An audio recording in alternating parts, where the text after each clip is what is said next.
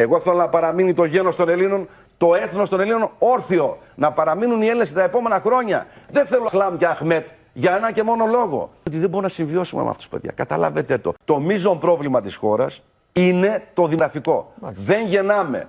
Πεθαίνουμε ως έθνος, ως γένος.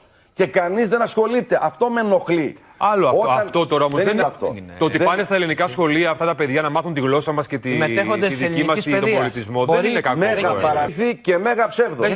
Η ρίση του Ισοκράτους, αγαπητέ κύριε Τσιγκούρη, γι' αυτό λέω καμιά φορά επιλέγουμε πολλές φορές μέσα από τη γνώση να χρησιμοποιούμε κατσιτάτα τα οποία δεν ισχύουν. Ο Ισοκράτης μιλούσε για Σπαρτιάτες που ζούσαν στην Αθήνα. Και έπαιρναν την ημετέρα παιδεία, την αθηναϊκή παιδεία. Δηλαδή, μιλούσε για Έλληνες. Δηλαδή δεν μπορεί να γίνει Έλληνας κάποιος που μετέχει της ελληνικής παιδείας. Ο κύριος Τσιγκουρής γίνεται δημοσιογράφος στο CNN το Ανικό και πηγαίνει στην Ιαπωνία και γεννάει η κόρη του ένα παιδί. Είναι τζαπανιζάκι το παιδάκι αυτό?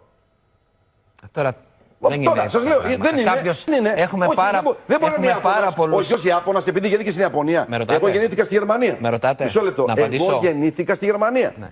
Άρα λοιπόν. Δεν έχετε. Όχι, αλλά δεν έχετε αλλά την ξέρουμε υπηκότητα. πάρα πολύ λαμπρούς Έλληνες που μετήχησαν στις ΗΠΑ, στον Καναδά, στην Αυστραλία. Θα κάνουμε μια ωραία κουβέντα τώρα. Έτσι. Για να το κλείσουμε και ωραία.